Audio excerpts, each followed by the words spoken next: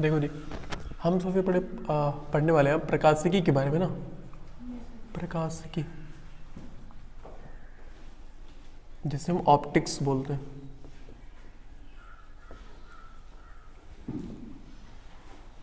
इसमें हम जानते हो प्रकाश के बारे में पढ़ेंगे, पूरी प्रकाश की विशेषता के बारे में पढ़ेंगे। और इसके अलग अलग चैप्टर में प्रकाश की विशेषताएं दी हैं, जैसे कि परावर्तन एक चैप्टर मान लो, एक हालांकि परावर्तन और अपवर्तन एक ही चैप्टर में दिया है, लेकिन वो दोनों मान लो कि तो एक परावर्तन भी विशेषता है प्रकाश की, अपवर्तन भी विशेषता है, व्यतिकरण है, ध्रुवण है, विवर्तन है। ये सब प्रकाश की विशेषताएं हैं जिनको अलग अलग चैप्टर में एक डीपली करके समझाया गया है।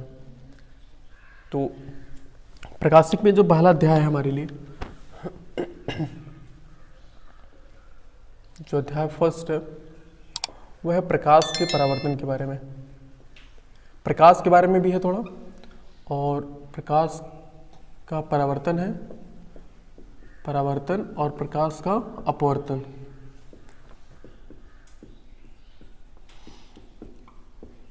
प्रकाश का अपवर्तन ये दोनों है, यानी कि reflection of light, refraction of light and light, इसके बारे में पढ़ना है। प्रकाश के बारे में थोड़ा पढ़ेंगे, प्रकाश के परावर्तन के बारे में पढ़ेंगे, प्रकाश के परावर्तन की विशेषताएं क्या क्या हैं, उससे प्रतिबिंब कैसे बनते हैं, और सेम वही चीज़ अपवर्तन के बारे में पढ़ेंगे।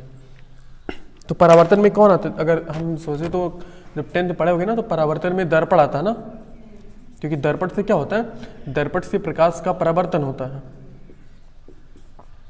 और अगर हम बात करें अपवर्तन, तो अपवर्तन से क्या होता है, अपवर्तन में लेंस यूज किया जाता है। अपवर्तन में क्या यूज किया जाता है, लेंस। तो हम परावर्तन में दर्पण से बनने वाले सभी प्रतिबिंबों को देखेंगे, और सेम अगर हम अपवर्तन पढ़ेंगे तो उसमें लेंस से किस किस प्रकार के प्रतिबिंब बनते हैं उसको हम देखने वाले हैं। ठीक, तो सबसे पहले देखते हैं प्रकाश क्या है।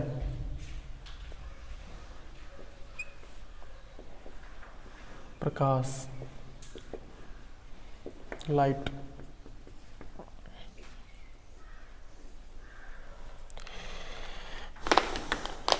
एक्चुअल में देखिए हमें चीज़ें दिखाई कैसे देती हैं।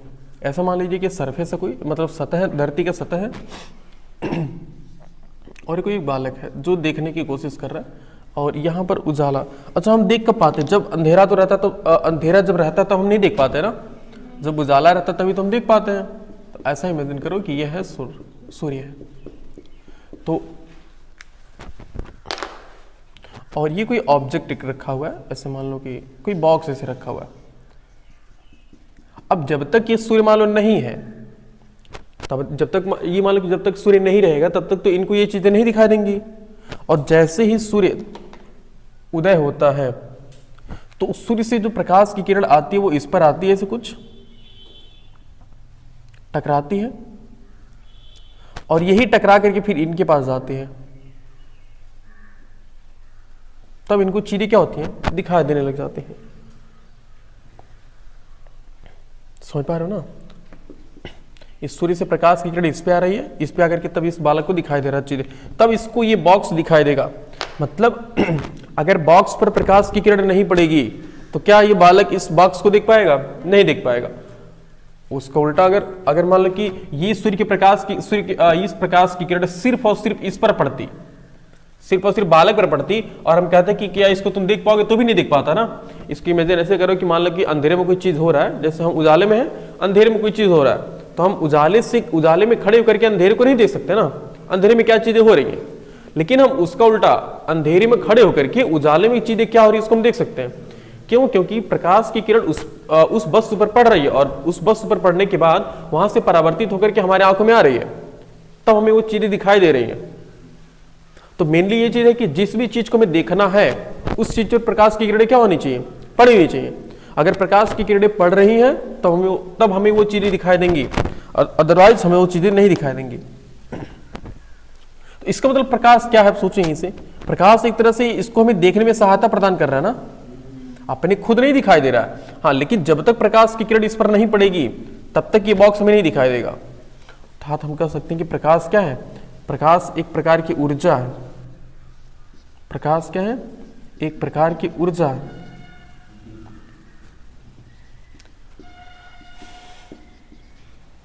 प्रकाश एक प्रकार की ऊर्जा है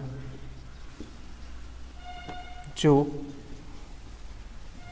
हमें वस्तुओं को देखने में सहायता प्रदान करते हैं, जो हमें वस्तुओं को देखने में सहायता प्रदान करते हैं,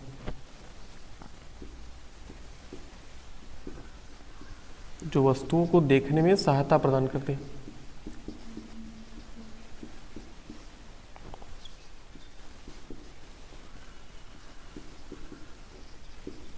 ये चीज प्रकाश क्या है? प्रकाश एक प्रकार की ऊर्जा है जो हमें वस्तु को देखने में क्या करती है? सहायता प्रदान करती है। बस ये चीज, जो वस्तु को हमें देखने में सहायता प्रदान करती है और एक प्रकार की ऊर्जा है। ओके।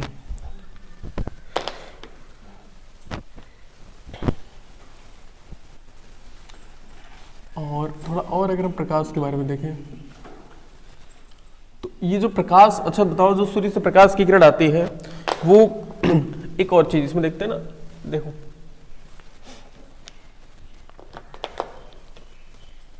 अच्छा, एक होता है दीप्त वस्तु और एक अदीप्त वस्तु, सुने होंगे। एक दीप्त वस्तु होती है और एक अदीप्त वस्तु होती है। अदीप्त वस्तु दो चीजें होती हैं। तो दीप्त वस्तु किसे कहते हैं? सोचो जरा। तो दीप्त वस्तु से कहते हैं ना कि जिसमें स्वयं का प्रकाश होता है, इसके पास स्वयं का प्रकाश होता है, उसको हम क्या बोलते हैं? उसको हम दीप्त वस्तु बोलते हैं। और जिसके पास स्वयं का प्रकाश नहीं होता है उसे हम अदीप्त वस्तु कहते हैं। तो दीप्त वस्तु में जिसके पास स्वयं का प्रकाश होता है, मतलब इसके पास खुद का प्रकाश होता है। भाई जिसके पास खुद का प्रकाश होगा उसको तो हम देख सकते हैं ना। और अदीप्त वस्तु क्या है? जिसके पास स्वयं का प्रकाश नहीं होता है, स्वयं का प्रकाश नहीं होता है, स्वयं का प्रकाश नहीं होता है। अब ये चीजें कैसे हैं समझते हैं। स्वयं का प्रकाश मतलब ये कि उसको, वो वस्तु चाहे जहां रहे उसको हम देख सकते हैं, उसके लिए कोई किसी दूसरे प्रकाश की जरूरत नहीं पड़ेगी। जैसे कि अगर हम बात कर रहे, मेन तो अपने पास सूर्य ही है जी। क्या सूर्य को किसी के प्रकाश की जरूरत पड़ती है? नहीं, सूर्य तो खुद प्रकाश जनरेट करता है। इसका मतलब उसको हम देख सकते हैं। जलती हुई मोमबत्ती, बोलो, जलती हुई मोमबत्ती हम देख सकते हैं नहीं देख सकते हैं? क्योंकि वो खुद तो एक प्रकाश जनरेट कर रहा है ना, तो उसको किसी दूसरे प्रकाश की जरूरत नहीं है। जलती हुई मोमबत्ती। और क्या हम कह सकते हैं? हाँ, प्रकाशित बल्ब, प्रकाशित बल्ब ETC इत्यादि हम कर सकते हैं। कि जो क्या मतलब जिनको देखने के लिए हमें किसी दूसरे प्रकाश की जरूरत नहीं पड़ती है उसको हम बोलते हैं दीप्त वस्तु बोलते हैं। और जिसके पास स्वयं का प्रकाश नहीं होता है, जैसे कि चंद्रमा, अगर हम बड़े लेवल पे देखें तो चंद्रमा ही है जिसके पास स्वयं का प्रकाश नहीं होता है। अगर सूर्य के प्रकाश की किरण उस पर पड़ना बंद हो जाए तो हमें चीजें वो दिखना भी बंद हो जाएगी, हमें वो दिखाई नहीं देगा। चंद्रमा हो गया। पृथ्वी खुद क्या है? पृथ्वी खुद एक अदीप्त वस्तु है, इसके पास स्वयं का प्रकाश नहीं है। अगर सूर्य की किरण यहाँ पर नहीं आए तो क्या हम देख पाएंगे एक दूसरे को? नहीं देख पाएंगे। चंद्रमा है, पृथ्वी है, बाकी जो भी मनुष्य हैं जितने भी, अब इसमें तो अनंत हैं जी, मनुष्य हैं, पेड़ पौधे, सब कुछ तो है जिनके पास स्वयं का प्रकाश नहीं होता इत्यादि। समझ पा रहे हो? तो ये चीजें। अब देखो प्रकाश के बारे में और कहा जाता है कि प्रकाश क्या है? प्रकाश एक ऊर्जा है जो तरंगे के रूप में भी जो क्या प्रकाश एक प्रकार की ऊर्जा जो हमें देखने में सहायता प्रदान करती है। तो सिंपल है परिभाषा, और यह है कि प्रकाश क्या है? प्रकाश एक प्रकार की ऊर्जा है जो दो रूप में पाई जाती है। वो कभी कभी तरंग की तरह भी व्यवहार करती है और कभी कभी कण की तरह भी व्यवहार करती है। हाँ, इसे वेव की तरह भी बिहेव करती है और पार्टिकल्स की तरह भी बिहेव करती है। ठीक है, तो हम अलग अलग चैप्टर में पढ़ने वाले हैं कि तरंग हाँ किस तरह से बिहेव, जब तरंग की तरह बिहेव करती है तो कौन कौन सी विशेषता है जो तरंग पर आधारित है, कौन कौन सी विशेषता है जो कण पर आधारित है, वो सब चीजें पढ़ने वाला है। तो इसमें हमें मेन पढ़ना है किसके बारे में? परावर्तन के बारे में और अपवर्तन के बारे में। हालांकि अगर हम प्रकाश की विशेषता देखें, थोड़ा देखते हैं प्रकाश की विशेषताएं। देखिए मेन विशेषताएं क्या है?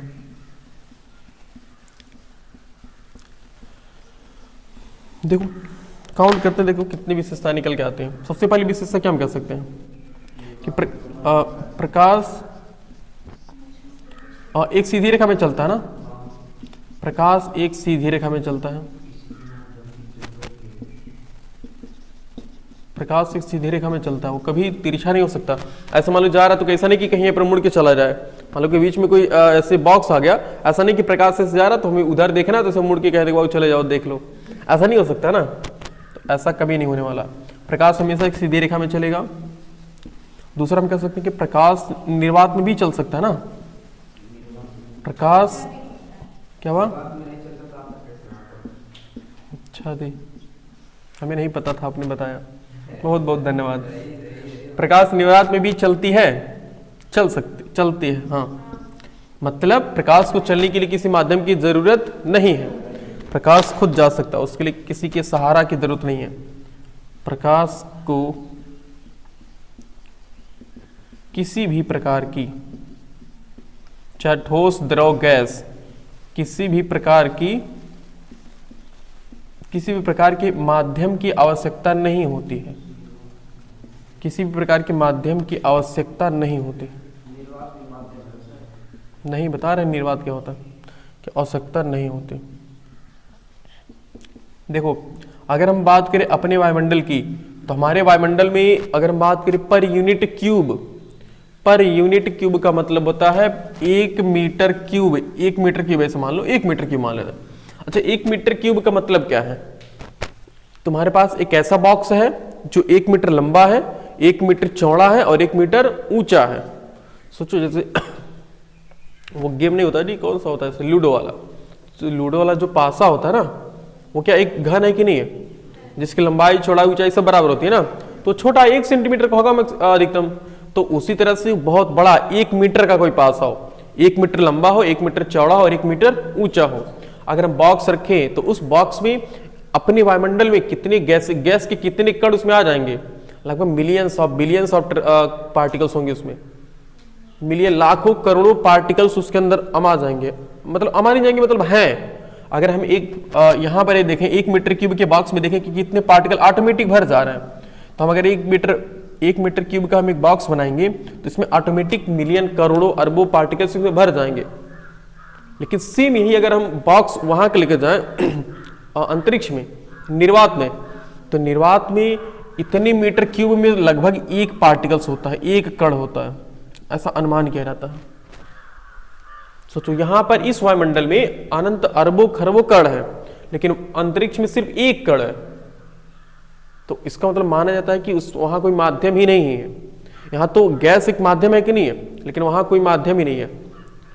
इसी वजह से तो हम बोलते हैं तो आवाजें नहीं जा पाती हैं दूसरे के पास, हम कितना भी चिल्लाते रहेंगे आवाज एक जगह से दूसरी जगह तक जा नहीं सकती, क्योंकि आवाज साउंड को ट्रेवल करने, ध्वनि को ट्रेवल करने की, ध्वनि को आगे बढ़ने के लिए माध्यम की जरूरत होती है, चाहे वो ठोस हो, चाहे गैस हो, चाहे द्रव हो। तीनों में से कोई भी माध्यम है तो हम आवाज पहुंचा सकते हैं।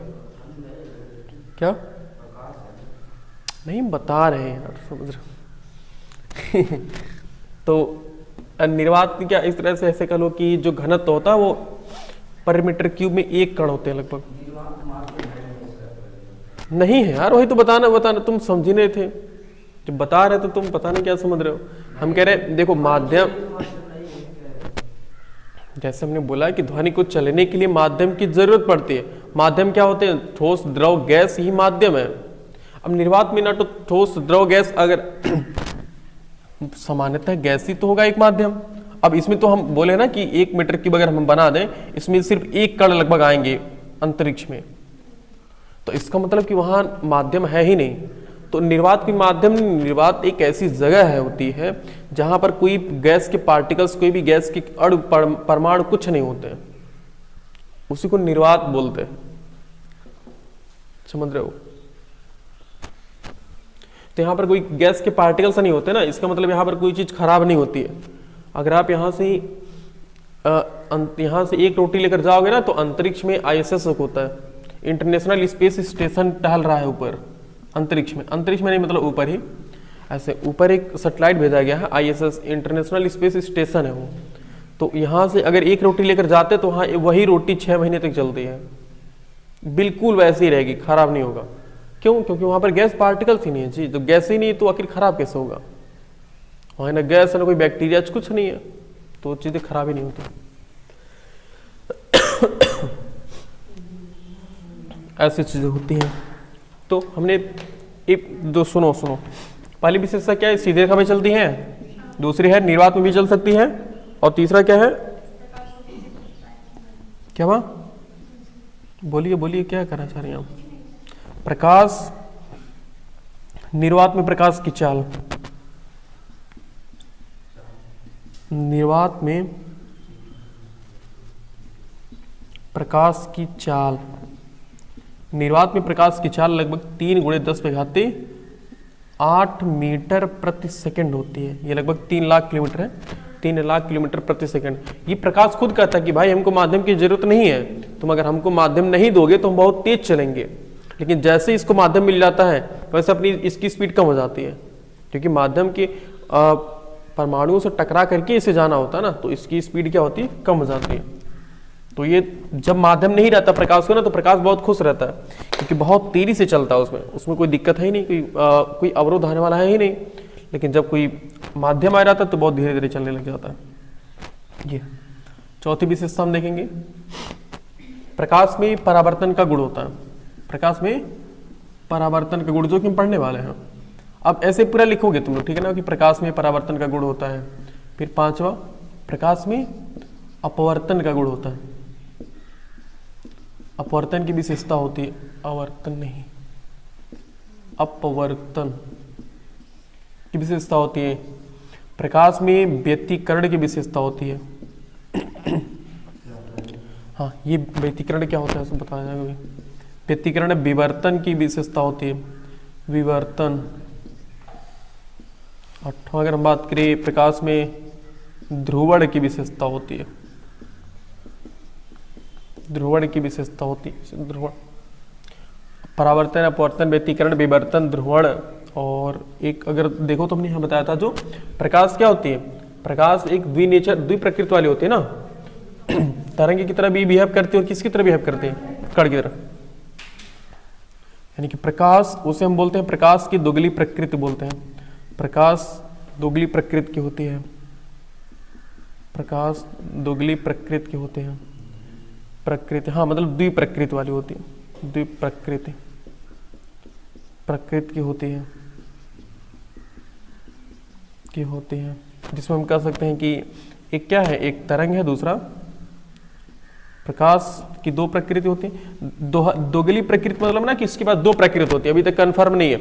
ये तरंग की तरह भी बिहेव करती है और कण की तरह भी व्यवहार करती है, दोनों तरह व्यवहार करती है। इसकी 2 प्रकृति है, अभी तक ये कंफर्म नहीं है कि किसकी तरह व्यवहार करती है। जब हम प्रकाश के बाद तरंग से चीजों को एक्सप्लेन करना शुरू करते हैं तो तरंग से ये सब चीजें कंफर्म है। परावर्तन, अपवर्तन, ये परावर्तन और अपवर्तन किस पर? तरंग पर आधारित हो जाती हैं। बाकी अगर हम कण पर देखें तो व्यतिकरण, विवर्तन, ध्रुवण, ये सब तीनों कण पर विशेषता ये सेटिस्फाइड कर देता है। तो तरंग पर भी सही काम करता है, कण पर भी सही काम करता है। इसी वजह से कहते हैं कि दोनों प्रकृति वाले होते हैं। बाय नेचर बोलते हैं इसे, ड्यूल नेचर बोलते हैं, ड्यूल नेचर। तो एक होता है तरंग, दूसरा है कण। ठीक, तो नोट करिए इतना, फिर हम शुरू करते हैं प्रकाश के परावर्तन की विशेषता से।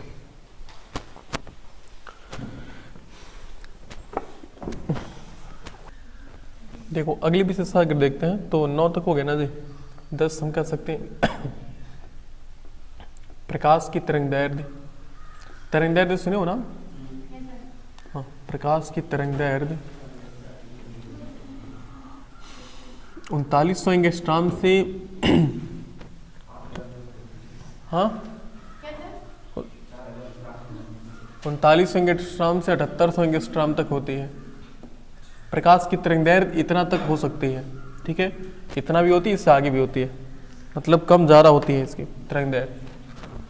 और 10 अगर हम देखें तो प्रकाश, अच्छा ये प्रकृति आप लिखे ना, तो अगर ये आपको वर्ड अच्छा नहीं लग रहा तो द्वैत लिख लो, इसकी एक शुद्ध भाषा होती है द्वैत या ड्यूल नेचर, जैसा चाहे तो द्वैत प्रकृति का लो, ड्यूल नेचर बात सेम है, दोनों चीज़ें। तो प्रकाश की तरंगदैर्ध्य इतना होती है ना जी। और हाँ, प्रकाश किस प्रकार की तरंगे है? अनुप्रस्थ की अनुदैर्ध्य? प्रकाश अनुप्रस्थ तरंगे है ना, प्रकाश अनुप्रस्थ प्रकृति की तरंगे होती हैं, अनुप्रस्थ प्रकृति की तरंगे होती हैं।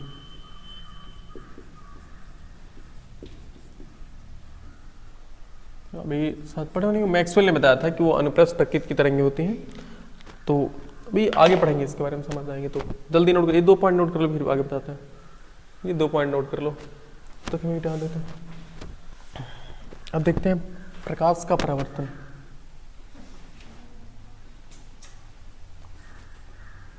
प्रकाश का परावर्तन यानी बोले तो रिफ्लेक्शन ऑफ लाइट।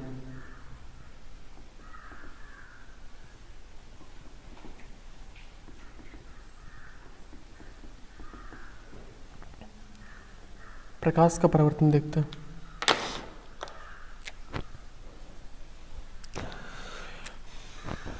इसकी अगर हम परिभाषा लिखें तो देखो, इसकी परिभाषा होती है कि जब कोई प्रकाश की किरण किसी चिकने तथा पालिशदार तल से टकराती है और टकराने के बाद पुनः अपने माध्यम में वापस लौट जाती है, तो प्रकाश की इस घटना को ही प्रकाश का परावर्तन बोलते हैं। तो ऐसे याद रखो, जबकि प्रकाश की किरण किसी चिकने तथा पालिशदार तल से टकराती है तथा टकराने के बाद पुनः अपने माध्यम में वापस लौट जाती है, तो इस घटना को ही प्रकाश का परावर्तन कहते हैं। हम कह सकते हैं, अच्छा पालिशदार और चिकना तल हम क्यों कह रहे हैं बताइए जरा। जब कोई प्रकाश की किरण, तभी परावर्तन होगा जब कोई प्रकाश की किरण, लेकिन हम ना पहले समझा रहे थे तब परिभाषा लिखाएंगे ताकि तुम्हें समझने में दिक्कत नहीं होगी।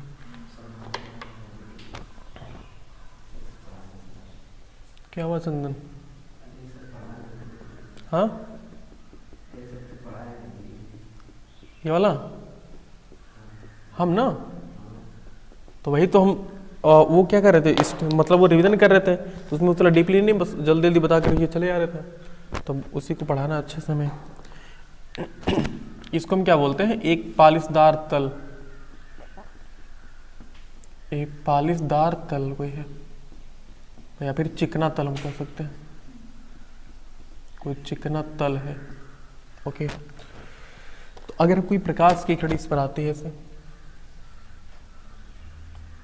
तो टकरा करके से वापस हो जाएगी। हाँ, लेकिन ये याद रखना कि जितनी प्रकाश की किरण आई है, जितनी प्रकाश की तीव्रता यहाँ पर थी, उतनी प्रकाश की तीव्रता यहाँ पर नहीं होती है, कुछ कम हो जाती है।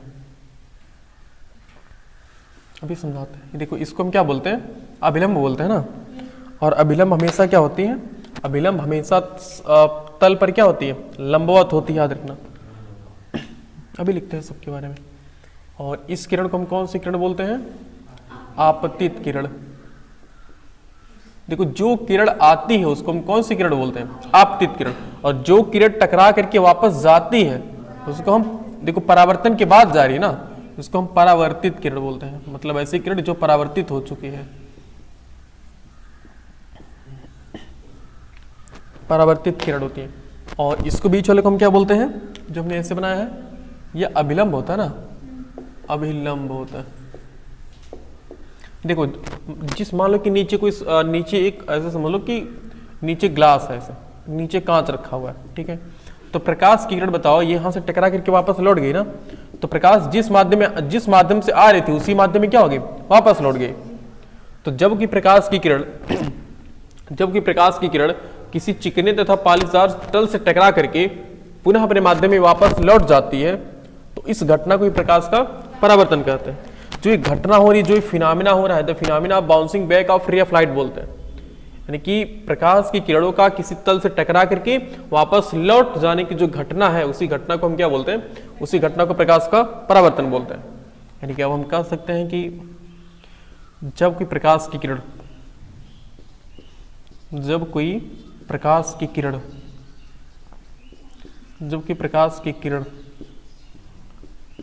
किसी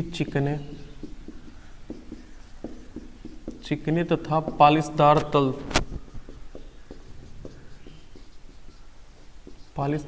तल से टकराकर प्रकाश का अधिकांश भाग, ये थोड़ा जरूरी बता रहे हैं, प्रकाश का अधिकांश भाग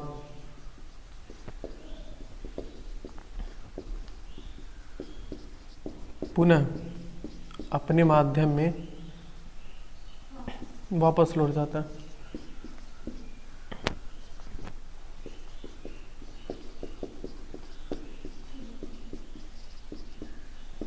तो प्रकाश की इस घटना को ही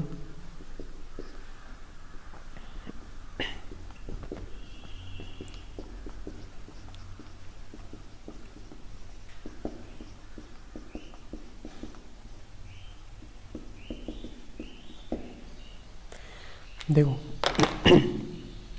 जबकि प्रकाश की किरण किसी चिकने तथा पालिशदार तल से टकराकर प्रकाश का अधिकांश भाग, मतलब जितना प्रकाश हम यहाँ से निकलता है उतना प्रकाश वापस नहीं जा पाता है। कुछ प्रकाश को ये तल क्या कर लेता है, अवशोषित कर लेता है, ऑब्जर्व कर लेता है। तो प्रकाश देखो, जबकि प्रकाश की किरण किसी चिकने तथा पालिशदार तल से टकराकर प्रकाश का अधिकांश भाग पुनः अपने माध्यम में वापस लौट जाता है, तो प्रकाश की इस घटना को ही क्या बोलते हैं, प्रकाश का परावर्तन बोलते हैं। अब अधिकांश भाग कहने का ये मतलब है कि ऐसे समझो कि हमने 100 प्रकाश की किरणों को यहाँ से भेजा तो यहाँ से लगभग 80 तक जाती है वापस, बाकी 20 क्या होती है, 20 पालिशदार तल से क्या होती है, ऑब्जर्व कर ली जाती है, अवशोषित कर ली जाती है। यानी यहाँ से एक हम चीज कह सकते हैं कि आपतित जो किरण है, आपतित किरण, आपतित किरण की तीव्रता, तीव्रता मतलब होता है मात्रा, ठीक है, तीव्रता मतलब क्या होता है, मात्रा।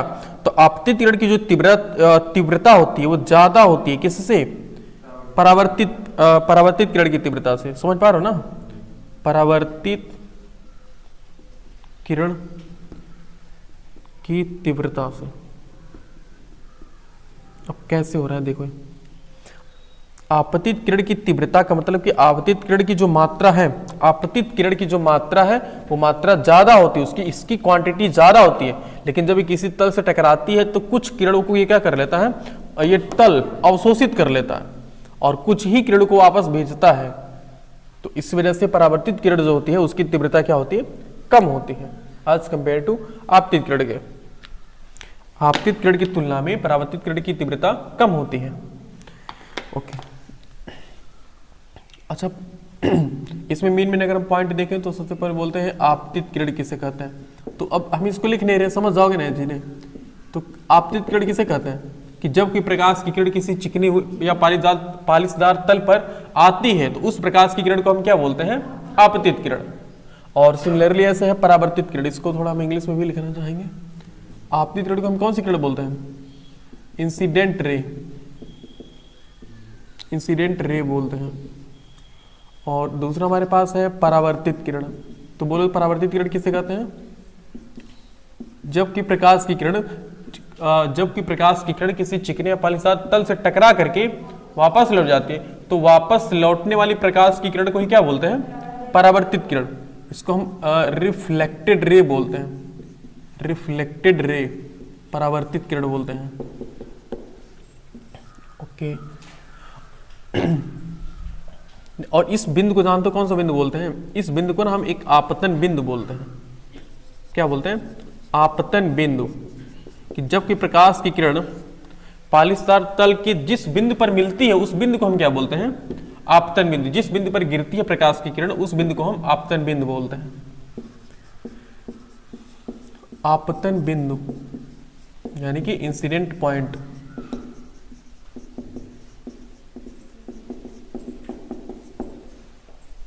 ये समझ पाओगे ना जी, हम लिख नहीं रहे परिभाषा, मतलब अगर चाहोगे तो लिख लेना। आपतन बिंदु हम उस बिंदु को कहते हैं जब कोई प्रकाश की किरण किसी चिकने या पालिशदार तल के जिस बिंदु पर आती है, गिरती है, उस बिंदु को हम क्या बोलते हैं, आपतन बिंदु बोलते हैं। और एक होता है अभिलंब। अभिलंब क्या होता है, जिसको हम नॉर्मल बोलते हैं। देखो अभिलंब किसे कहते हैं, अभिलंब एक काल्पनिक रेखा है जो तल पर क्या होती है, लंबवत होती है। बस ये याद रखना, अभिलंब एक काल्पनिक रेखा है अभिलंब क्या है? एक काल्पनिक रेखा है, एक काल्पनिक रेखा है जो सतह पर लंबवत होती है। सतह पर कैसी होती है? लंबवत होती है। ओके। और अगर हम बात करें इसमें तो और कोई चीज़ नहीं। हाँ देखो, एक अगर हम बात करें आपतन कोण की, देखो आपतित किरण और अभिलंब के बीच बने कोण को हम कौन सा कोण बोलते हैं? आपतन कोण। इसको स्मॉल आई से प्रदर्शित करते हैं। और अभिलंब और परावर्तित किरण के बीच बने कोण को हम परावर्तन कोण बोलते हैं, जिसको हम स्मॉल आर से प्रदर्शित करते हैं। इसमें देख लेते हैं आपतन कोण। आपतन कोण को हम इंग्लिश में बोलते हैं इंसिडेंट एंगल। इंसिडेंट एंगल, तो ये लिख लोगे ना परिभाषा। आपतन कोण किसे कहते हैं? आपतित किरण तथा अभिलंब के बीच बने कोण को हम क्या बोलते हैं? आपतन कोण। उसके और इसको हम किससे प्रदर्शित करते हैं? स्मॉल आई, यानी कि आपतन कोण बराबर स्मॉल आई।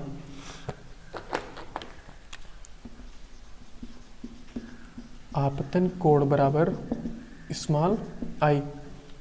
ओके। अब दूसरा क्या? आपतन कोण, और दूसरा क्या है ये? परावर्तन कोण। तो भाई जब आपतन कोण रहेगा तो परावर्तन कोण रहेगा ही। परावर्तन कोण किसे कहेंगे बोलो जरा?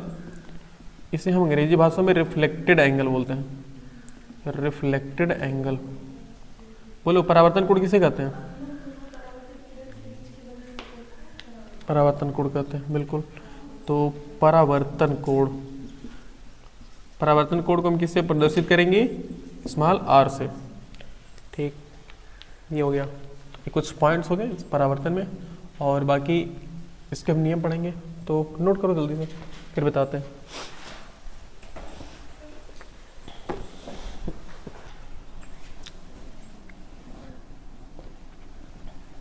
देखो समझते हैं परावर्तन के नियम।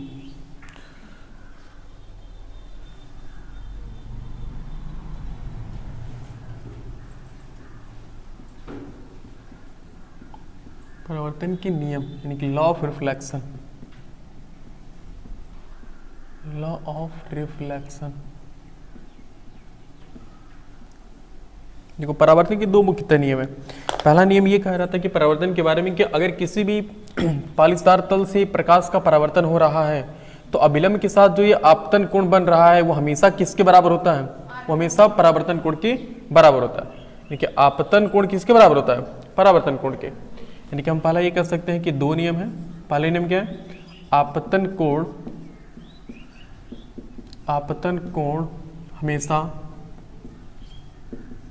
हमेशा परावर्तन कोण के बराबर होता है।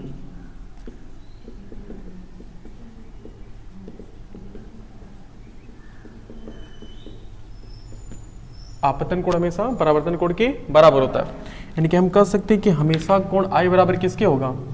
कोण आई बराबर कोण आर के होगा। चाहे जैसी स्थिति बन जाए, चाहे प्रकाश का परावर्तन कहीं से भी हो, अगर परावर्तन हो रहा है तो गारंटी है कि आपतन कोण हमेशा परावर्तन कोण के बराबर ही होगा, चाहे जैसा परावर्तन हो।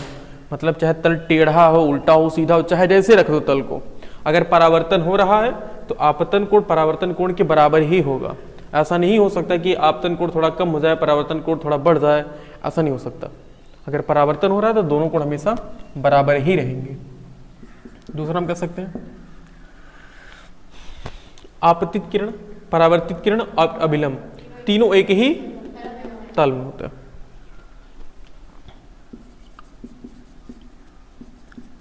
आपतित किरण, परावर्तित किरण तथा अभिलंब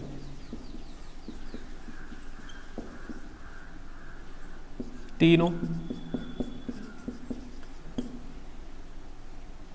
एक ही बिंदु पर भी, अच्छा एक ही बिंदु पर भी होते हैं ना, बोलो एक बिंदु पर भी होते हैं ना, तीनों एक ही बिंदु पर होते हैं, एक ही बिंदु पर होते हैं तथा बिंदु पर होते हैं तथा एक ही तल में होते हैं, एक ही तल में होते हैं। ये चीजें देखो, आपतित किरण, परावर्तित किरण और अभिलंब तीनों एक ही बिंदु पर भी होते हैं और एक ही तल में होते हैं, ये दोनों चीजें हैं। एक ही बिंदु पर भी होते हैं और एक ही तल पर होते हैं, ये चीज है। एक ही तल में होने का मतलब हमने बताया था ना कि अगर कोई प्रकाश की किरण मान लो कैसे है, कोई समतल है, अगर प्रकाश की किरण ऐसे आ रही है तो जिस जैसे आ रही है बिल्कुल उसी के सीध में क्या होगी, वापस जाएगी। ऐसा नहीं हो सकता है कि प्रकाश की किरण ऐसे आए फिर ऐसे निकल जाए, तो ये ऐसे आ रही फिर ऐसे चली जाएगी ना। अगर ऐसे आ रही है ऐसे चली जाएगी तो कहाँ एक तल में हुआ, एक तल के मतलब कि बिल्कुल एकदम सीध में हो, एक सुझाने में ऐसे जो कहते हैं, एक सीध में हो। अगर ऐसे प्रकाश की किरण आ रही तो टकराने के बाद ऐसे जाएगी, ठीक है, ऐसे आ रही है तो फिर ऐसे जाएगी, एक ही तल में होगा। और अभिलंब में भी क्या होगा, बिल्कुल उसी के सीध में बनेगा, ये होता है इसका मतलब। तो परावर्तन के दो मुख्य नियम है, पहला नियम ये है, दूसरा नियम ये है, ये नोट कर लो। बाकी परावर्तन के बारे में अब बताएंगे अनियमित सतह से परावर्तन कैसे होता है। अच्छा, यहाँ पर जो सतह बना बिल्कुल सीधा सतह हमने बनाया था ना, तो जो सतह बिल्कुल सीधा होता है ना उसको हम बोलते हैं नियमित सतह।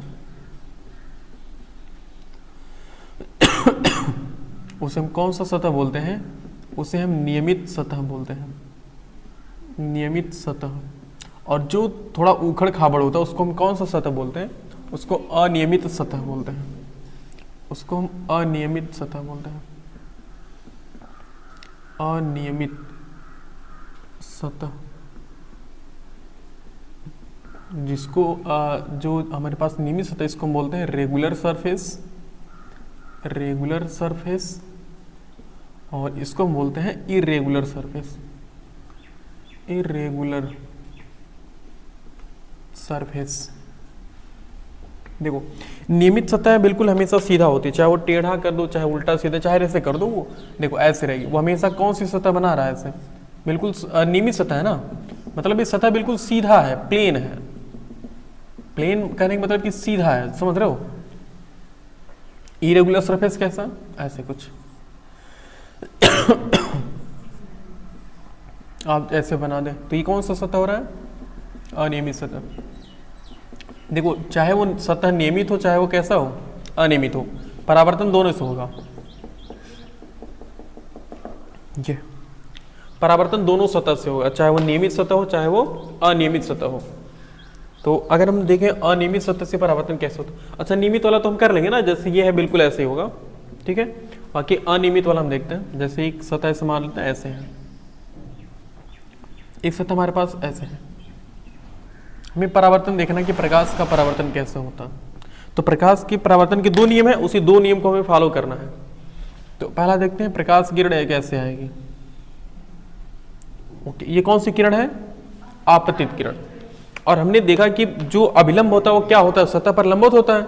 अब सतह पर लंबवत हम कैसे बनाएंगे, तो देखो सतह ये है, अगर इसको हम थोड़ा सीधा करेंगे तो ये सतह बिल्कुल ऐसे बन जाएगा ना, ये ऐसे बनेगा, ऐसे इमेजिन करेंगे।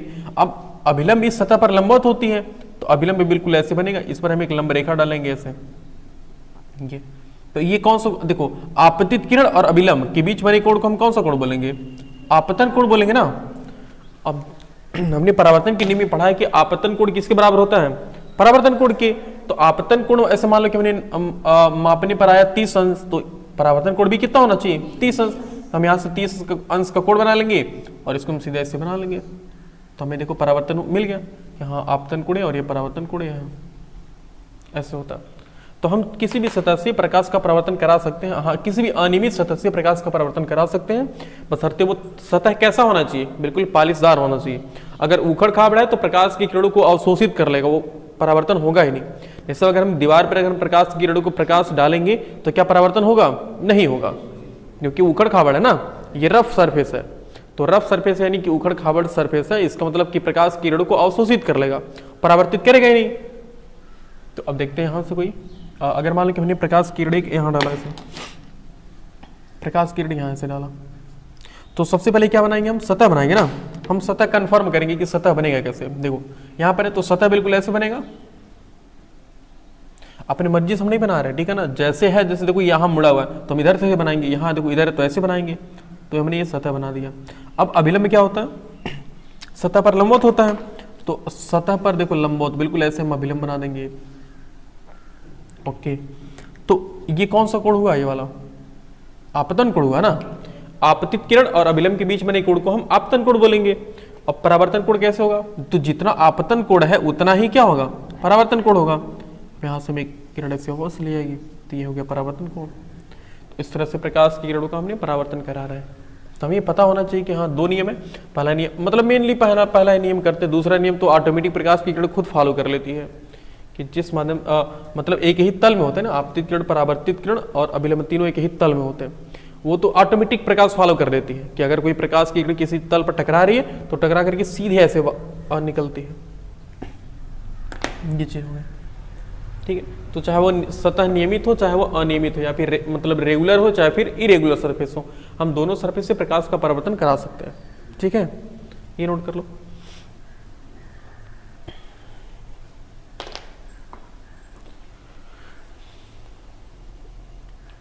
नहीं तो ना 1 मिनट रुक जाओ, उसके पहले ये नोट कर लो, इसके पहले रुक जाओ, ये नोट करो। सतह ऐसे लिख लेना।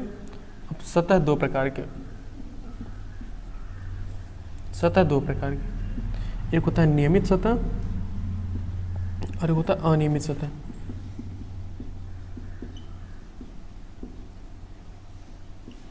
ठीक, अब उसके नीचे तब ये सब चीजें लिख लेना। पहले लिख लो सतह 2 प्रकार की, अनियमित और अनियमित, फिर ऐसे ऐसे करके लिख लेना। देखो अब अगर हमारे पास एक सतह मान लो है ऐसे, सतह मान लो, और इसी सतह पर एक प्रकाश की किरण लंबवत आ रही है। शांत रहो, क्या हुआ? तुम हंस क्यों रहे हो? हाँ क्या हुआ? देखो अगर कोई प्रकाश की किरण से लंबवत इस पर आ रही है सतह पर, तो आपतन कोण कितना बनेगा? अगर याद हो तो हमने बताया था ना, आपतन कोण कितना बनेगा बोलो? उसके लिए हम पहले अभिलंब बनाएंगे ना। तो अच्छा अभिलंब कैसे बनेगा? अभिलंब सतह पर लंबवत होता है और प्रकाश की किरण को हमने ऑलरेडी लंबवत रखा हुआ है, तो अभिलंब भी बिल्कुल इसी के ऊपर जाएगा ना ऐसे, बोलो। तो आपतन कोण कितना बना? आपतन कोण कितना बना बोलो, बालक एवं बालिकाओं, आपतन कोण कितना बनेगा बोलो? 180 अंश। देखो एक होता है शून्य कोण और एक होता है अधिक कोण, अधिक नहीं सरल कोण। ये दोनों कोणों को समझो तो समझ पाओगे। शून्य कोण कैसे बनता है और सरल कोण कैसे बनता है। शून्य कोण मतलब नाम से कन्फर्म है ना कि कोण कितना होना चाहिए, शून्य होना चाहिए। तो एक हमारे पास ऐसे रेखा है, एक रेखाखंड हमारे पास ऐसे है जिसका नाम है ए बी। हमने इसी रेखाखंड के ऊपर एक दूसरा रेखाखंड रख दिया, इसी रेखाखंड के ऊपर हमने दूसरा रेखाखंड रख दिया। अच्छा कोण होता क्या जी? कोण होता है दो भुजाओं के बीच झुकाव को कोण बोलते हैं ना। दो दीवारों, दो रेखाखंड, दो रेखाओं, दो किरणों के बीच के झुकाव को ही रेखाखंड, झुकाव को कोण बोलते हैं। झुकाव को क्या बोलते हैं? कोण बोलते हैं। जैसे मान लो एक पट्टी देखो ये लगी है, दूसरी पट्टी ये लगी है, तो दोनों के बीच जो झुकाव बन रहा है, इसी झुकाव को हम क्या बोलते हैं? कोण बोलते हैं। कितना झुकाव है? तो एक रेखाखंड पहले ए बी था, हमने दूसरा रेखाखंड इसी के ऊपर रख दिया पी क्यू। उसी के ऊपर हमने क्या रख दिया? देखो जैसे रेड वाला है उसका नाम क्या है? ए बी है, और जिसमें ब्लैक वाला इसका नाम हमने क्या रख ले रहे हैं? P Q. तो बताओ ए बी और पी क्यू के बीच झुकाव कितना है? झुकाव बिल्कुल नहीं है ना जी, दोनों एक दूसरे के ऊपर रख दी गई है ना, तो इसका मतलब यहां तो कोई झुकाव ही नहीं है। तो जब झुकाव नहीं होता तो यहां बोलते हैं कि कोण कितना है? यहां पर कोण 0 अंश है। कोण कितना है? 0 अंश है। कोई झुकाव ही नहीं है इनके बीच। लेकिन अगर एक रेखाखंड ये है, इधर समझाते, इधर क्या हुआ? क्या बोल रहे हो चंदन? हाँ इधर, इधर दिख रहा ना तुम्हें? अच्छा हम इधर खड़े होकर बनाए। तुम बोला करो तेज, क्योंकि हम थोड़ा ऊंचा सुनते हैं। ऊंचा सुनने का मतलब समझ रहे हो? हम थोड़ा ऊंचा सुनते हैं। ऊंचा सुनने का थोड़ा सा इतना धीरे मत बोलो कि सुन ना पाए, थोड़ा सा तेज बोला करिए। अरे उतना ऊंचा नहीं कि चिल्लाने वाली की आवाज, हाँ बहुत तेज बोले तो सुनाई देगा, नहीं मतलब मुझे ऐसा लगता है। अरे नहीं, उनका कान खराब हो जाता तब उनके नहीं सुना देता है। हमको दादी बाबा वाली वो वाली हाल नहीं, उतना तेज से ऊंचा बोलोगे। मतलब नॉर्मल थोड़ा, हाँ तेज बोलिए, कंफर्म हो जाए, क्लियर हो जाए, 2 बार नहीं पूछना पड़े। ओ भाई, तो सरल कोण देखो क्या है, एक कोण, एक लाइन से सीधी रेखाखंड है और दूसरी रेखाखंड बिल्कुल ऐसे आ गई, ये है। तो देखो यहाँ पर क्या हो रहा था, यहाँ पर एक रेखाखंड दूसरे रेखाखंड के ऊपर आ गई थी ना, तो कोण 0 बना था। और यहाँ पर एक रेखाखंड ऐसे सीधे गई है और एक रेखाखंड इधर आ गई है, तो अब इन दोनों के बीच के झुकाव, यही तो झुकाव होगा ना। तो ये झुकाव कितना होता है, 180 अंश होता है। तो अगर आपको लाइन सीधी दिखे तो ये मत समझो कि हाँ वो 0 अंश है, हो सकता है वो 180 अंश भी हो, लेकिन वो डिपेंड करता है, आपको बताना चाहिए कि इसमें कितनी किरण। देखो ये जो ब्लू वाला है इसका नाम मान लो हमने रख लिया AB, और जो इसमें रेड वाला इसका नाम हमने क्या रख लिया, इसका नाम PQ रख लिया, इसका नाम PQ रख लिया। तो अब PQ और AB के बीच में झुकाव कितने का है, 180 अंश का। तो दिखने में दोनों सीधी हैं, लेकिन इसमें एक रेखा दूसरी रेखा के ऊपर ओवरलैप है, तो इसी वजह से यहाँ पर कितना बना है, यहाँ पर 0 अंश का कोण बना है, और यहाँ पर कितना अंश का बना है, यहाँ पर सरल 180 अंश। क्यों, क्योंकि एक रेखा इधर है दूसरी रेखा इधर है। तो हम लोग कभी ऐसे देखोगे ना, ऐसे बनाते हैं ऐसे, इसका मतलब यहाँ एक बिंदु है जिसमें ये एक रेखा अलग है दूसरी रेखा अलग है, तब यहाँ 180 अंश कोण बनता है। और 0 अंश कोण मतलब एक रेखा ऐसी दूसरी रेखा भी इसी के ऊपर रख दी गई, तो यहाँ 0 अंश कोण बनेगा। तो अब मुझे यहाँ बताओ, आपतित किरण और अभिलंब के बीच में कितने अंश का कोण बना हुआ है, बोलो 0 अंश है कि 180 अंश है, 0 अंश है ना। क्योंकि देखो एक रेखाखंड ऐसे लाल वाली है, दूसरी रेखाखंड हरी वाली है, दोनों एक दूसरे के ऊपर रखी गई है ना, इसका मतलब कोण कितना बना है, 0 अंश। तो जब आपतन कोण बराबर कितना हो गया, आपतन कोण 0 अंश हो गया, तो परावर्तन कोण भी कितना होगा, बोलो, परावर्तन कोण भी 0 अंश होगा ना। तो आपतन कोण 0 अंश है, परावर्तन कोण 0 अंश है, तो इसका मतलब क्या, परावर्तन कोण 0 अंश का होने का ये मतलब है कि जिस रास्ते से वो आई थी रेखाखंड, उसी रास्ते से क्या हो जाएगी, वापस लौट जाएगी, क्योंकि आपतन कोण 0 है। तो जब आपतन कोण 0 है तो परावर्तन कोण भी 0 होगा भाई, परावर्तन के नियम से। परावर्तन का नियम यही तो कह रहा था ना कि आपतन कोण परावर्तन कोण के हमेशा बराबर होता है। तो आपतन कोण जब परावर्तन कोण के बराबर है, तो यानी कि प्रकाश की किरण जिस रास्ते से आई थी उसी रास्ते से वापस लौट जाएगी। समझ पा रहे हो, ये छोटा सा पॉइंट लिखना यहाँ पर, ऐसे करके बना लो, तो ये लिख लो ना इसको, आपतित किरण मतलब जो तीर नीचे आ रही है उसका मतलब आपतित किरण, जो तीर ऊपर जा रही है इसका मतलब कौन सी किरण है, ये परावर्तित किरण। मतलब जिस पथ से आ रही थी उसी पथ से वापस लौट गई, उसको बोलते हैं आपतित किरण और परावर्तित किरण। ठीक है, इसका मतलब कि ऐसे समझ लो कि एक माना कि हमारे पास कोई दर्पण है, उसी दर्पण के महीने बिल्कुल बहुत एक ऐसी बैटरी टॉर्च ऑन करें तो प्रकाश किरण उस पर टकराएगी, टकरा करके फिर टॉर्च किसी प्रकाश की इसमें आएगी, बैटरी में आती हुई दिखाई देगी हमें, समझ रहे हो। तो जैसे ऐसे करोगे तो ऐसे टकराएगी फिर ऐसे निकल जाएगी ना, लेकिन अगर बिल्कुल सीधा करोगे तो जैसे टॉर्च से जो लाइट है वो लाइट इस दर्पण पर पड़ेगी, दर्पण पर टकराने के बाद परावर्तित होने के बाद सीधे किसमें आती हुई प्रतीत होगी, वो दर्पण में इस टॉर्च में आती हुई प्रतीत होगी, ऐसा होता। ये नोट करो तो एक छोटा पॉइंट हो, वो नोट कर लो।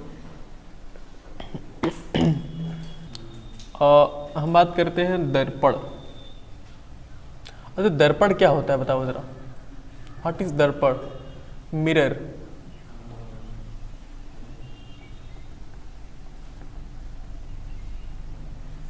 दर्पण क्या होता है बताओ।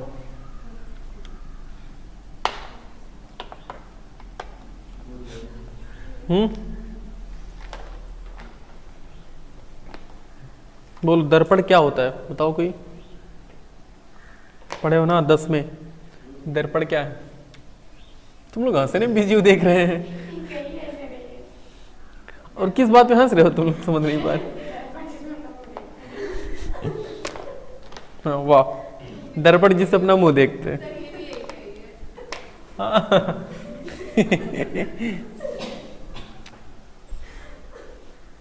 अच्छा, दर्पण जिसमें अपना मुंह देखते हैं, अपना हाथ नहीं देखेंगे नहीं दिखा देगा जी। अपना सिर क्यों दिखाई देगा उसमें? उसमें अपना हाथ भी दिखाई देता, अगर हाथ से करोगे ना तो भी दिखाई देगा। आज जाके ट्राई करना। क्या बोलो जरा, अपने हिसाब से बोलो, तो कुछ बोलो तो। दर्पण क्या है? दर्पण एक ऐसा डिवाइस है जिसके सामने हम खड़े होते हैं तो हमारा प्रतिबिंब बना देता है, गंदा सा प्रतिबिंब हमारा बनाता है। दर्पण एक ऐसी डिवाइस है जिसमें अपना हम खूबसूरत सा चेहरा देखते हैं, उसी को बोलते हैं ना दर्पण। Yes sir.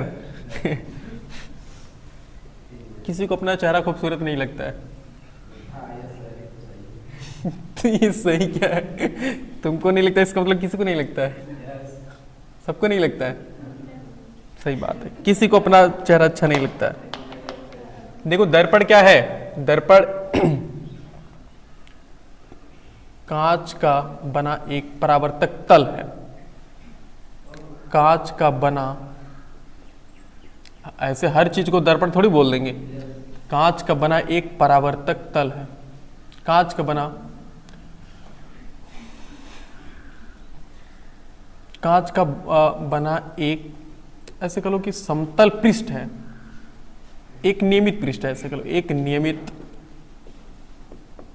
नियमित पृष्ठ है जिसका एक भाग, जिसके एक भाग पर लाल ऑक्साइड की कलई करते हैं। वो कलई चाहे जिस एक भाग पर कलई करते हैं, कोटिंग करते हैं, एक भाग पर कलई तथा कांच। दर्पण क्या? कांच का बना एक नियमित पृष्ठ है जिसके एक भाग पर कलई तथा दूसरे भाग से प्रकाश का परावर्तन होता है। प्रकाश का परावर्तन होता है। कांच का बना एक नियमित पृष्ठ नहीं कहते, एक समतल पृष्ठ कहते हैं। ऐसे एक वैसे अच्छा वो क्या हम कहते हैं, एक ऐसे, हाँ चिकना करो सही रहेगा, एक चिकना पृष्ठ है। क्योंकि समतल, आखिर हम जब बात करेंगे उस गोली दर्पण की बात करेंगे तो गोली दर्पण में मुड़ा रहेगा ना, तो आखिर वो नियमित सतह थोड़ी है। तो एक चिकना पृष्ठ है, कांच का बना एक चिकना। जैसे अब अगर हम बात करें ग्लास से, कांच से, तो कांच से हम उखड़ खाबड़ भी चित्र बना सकते हैं ना।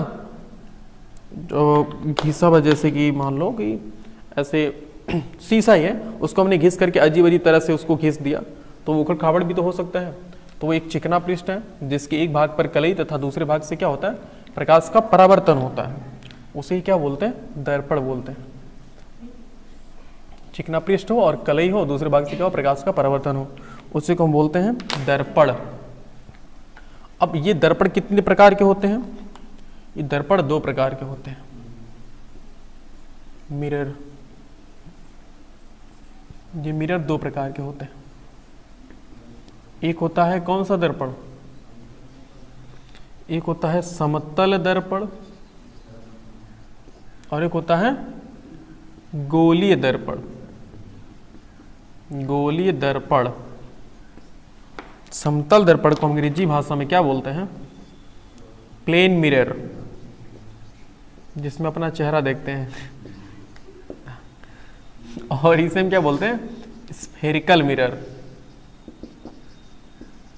स्फेरिकल मिरर, गोली दर्पण इसे बोलते हैं। और गोली दर्पण भी दो प्रकार के होते हैं, अभी समझाते हैं सबके बारे में। एक होता है उत्तल दर्पण और एक होता है अवतल दर्पण।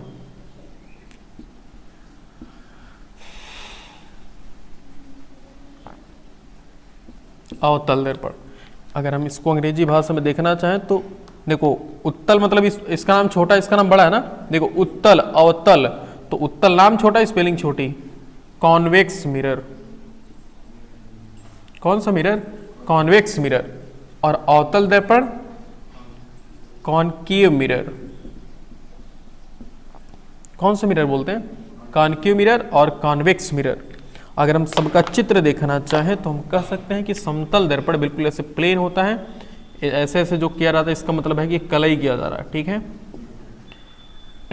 और उत्तल दर्पण ये होता है, परिभाषा भी देखेंगे हम, बस ऐसे समझो। इसके दबे हुए तल से क्या होता है, दबे हुए तल पर करली की जाती है, और उभरे हुए तल से क्या होता है, प्रकाश का परावर्तन होता है। अवतल दर्पण ये है जिसके उभरे हुए पृष्ठ पर कलई तथा दबे हुए तल से परावर्तन होता है, उसी को हम बोलते हैं अवतल दर्पण।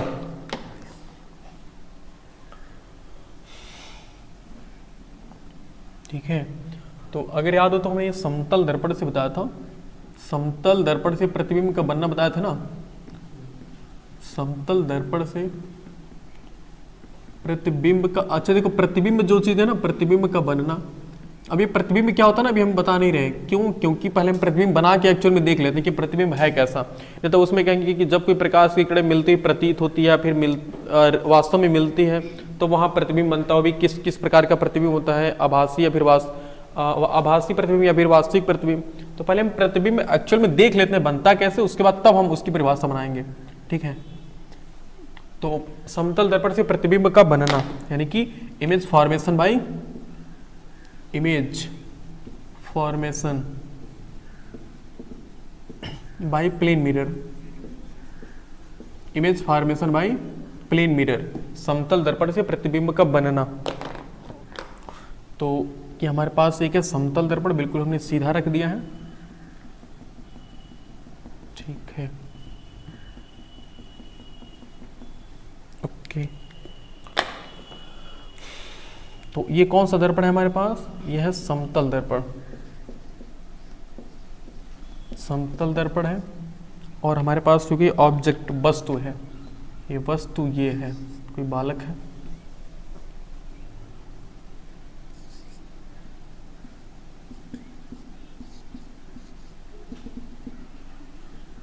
कौन है ये,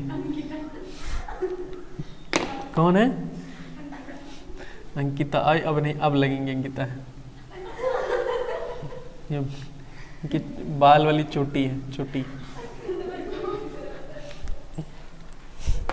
तुम सब लोग अंकिता को कहे हो, ऐसा क्यों, पहले से लग रहा मन में सेट किए थे कि उन्हीं को बोलेंगे।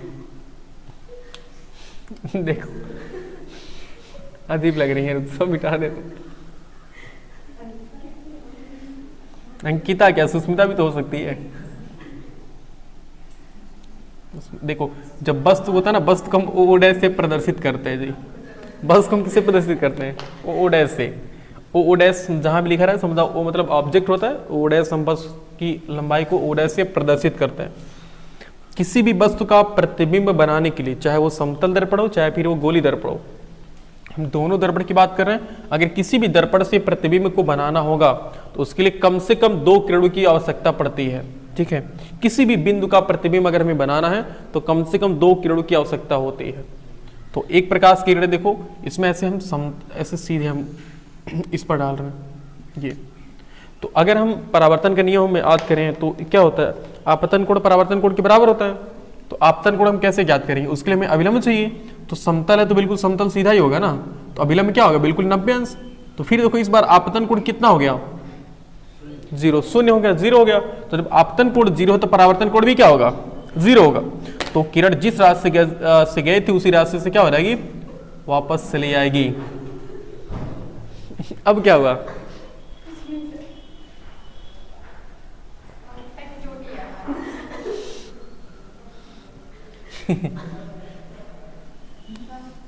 नहीं बात तो कुछ देखो। और दूसरी प्रकाश की किरण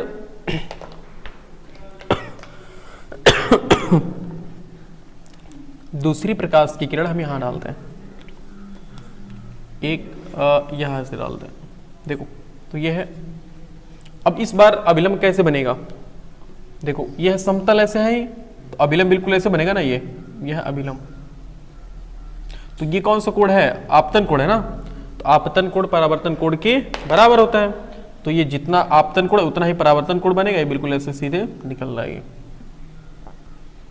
अब तो प्रतिबिंब कैसे बनेगा, तो अब जब यहां पर हम खड़े होकर के देखेंगे ना, देखो तो हमें ऐसा लगेगा कि ये किरण, अच्छा इसको थोड़ा आगे बढ़ाते हैं ना, समझ में आ जाएगा।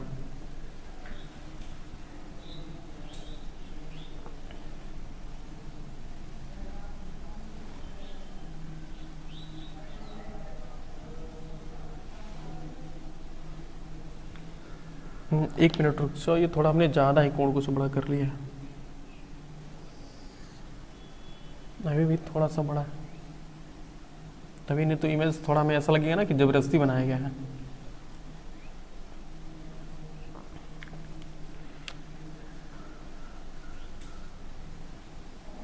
देखो, तो अब देखो, जैसे मान लो कि ये कोई हमने ऐसे वस्तु रखा था, अब अगर हम यहाँ पर खड़ा होकर के देखेंगे, फिर वही चित्र बनाएंगे, हंसोगे तुम लोग, ये कोई नहीं है, ठीक है ना, हम है। तो यहाँ से अगर हम देखेंगे तो हमें ऐसा लगेगा कि जो दर्पण से प्रकाश की किरण आ रही, ये जो परावर्तित हो रही है ना, तो हमें ऐसा लगेगा कि ये जो किरणें हैं वो कहाँ से आ रही है, यहाँ से आ रही हैं एक्चुअल में। तो इस बिंदु का देखो, सिर्फ इस बिंदु का प्रतिबिंब यहाँ इस बिंदु पर बनेगा, ठीक है ना, इस बिंदु का प्रतिबिंब इस बिंदु पर बनेगा।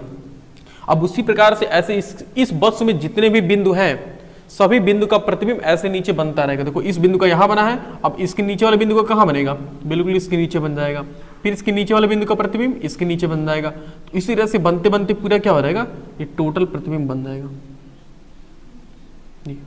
ऐसे पूरा प्रतिबिंब इसका क्या हो जाएगा, बन जाएगा ऐसे। समझ पा रहे हो? इसे हम ओ डैश बोलेंगे और इसे हम क्या बोलते हैं, आई आई डैश। इसे हम वस्तु बोलते हैं, उसे हम क्या बोलते हैं, प्रतिबिंब बोलते हैं, ठीक है। यह है वस्तु और यह है प्रतिबिंब, ठीक है। ये वस्तु और क्या है, प्रतिबिंब है। कल इससे आगे पढ़ेंगे लेकिन